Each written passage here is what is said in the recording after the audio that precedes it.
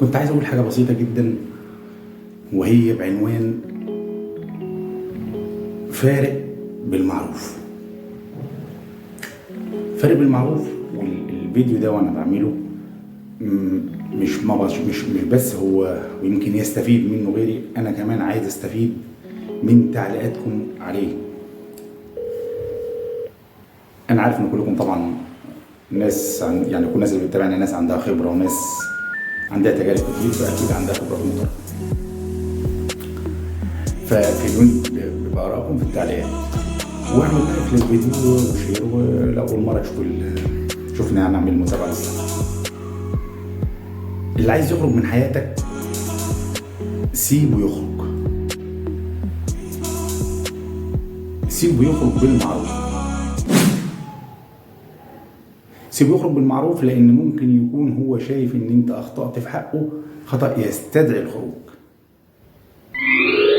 فلابد ان تسيبه يخرج وتفارقه برضه بالمعروف. ربما كمان يكون اللي عايز يفرقك يكون هو اللي اخطأ في حقك وشايف ان هو ما يستاهلكش، فبرضه سيبه يخرج، سيبه يخرج بالمعروف.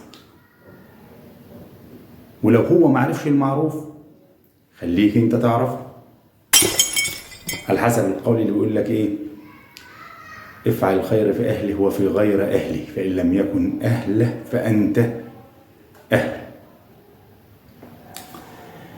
اسباب الفراق بتبقى كتير، ما بين الاهل وما بين الصحاب وما بين الاقارب وما بين المعارف وما بين الزملاء في العمل، ولكن مش دايما بتبقى كل الاسباب اسباب تستدعي الفجور، بل انه لا يوجد اسباب اساسا تستدعي الفجور في الخصومه او في الفراق. فعود نفسك وعلم نفسك وانصح دايما غيرك لما حد يحتاج نصيحتك او مشورتك، انه فارق بالمعروف. فارق بالمعروف حتى يعلم من اراد فراقك قيمتك. كل واحد فينا عنده قيمه، المفروض يبقى ليه قيمه ادبيه. المفروض ده اللي بيقول الدين، ودي اللي بتقول الاداب والتعليم الانسانيه يعني. فلما تفرق بالمعروف يعرف اللي فرقك امتى، وفي نفس الوقت كمان فتريح قلبك يستريح. انت ما بتغلطش في حد، ما بتخطئش في حد، ما بتخالفش تعليم دينك، برضو ما بتغضبش ربنا. اما اذا اراد العوده، هذا الذي اراد الفراق، مش هقول لك هنا بقى زي ما الناس بتقول بالعاميه يعني اقول له فوت علينا بكره يا سيد والكلام ده. اذا كان الامر بسيط عليك ان تسمح له بالعوده، ولكن لا تسمح بدخول اشخاص جدد الى حياتك فيفسدوها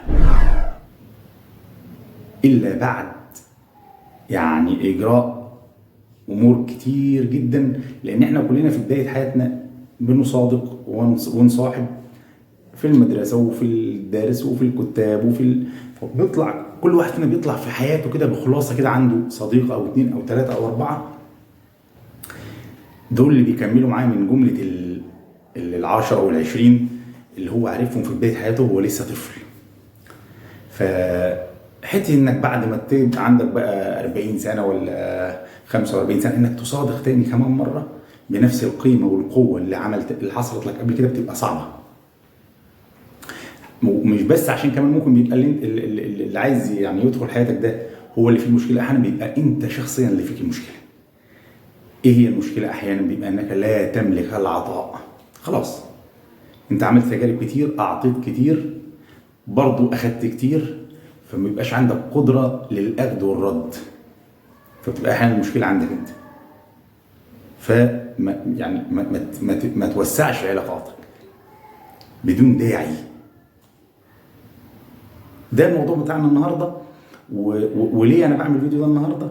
عشان له اصل عندي بقى، له قصه عندي. يعني الناس اللي بتشوف الفيديو اكتب لي في التعليقات لو عايز نحكي لك القصه واصلها بقى، ليه انا عامل الفيديو ده النهارده، وايه هي القصه اللي انا اصلا عايز اقولها لكم وعايز اخد رايكم فيها لانها تهمني في حياتي.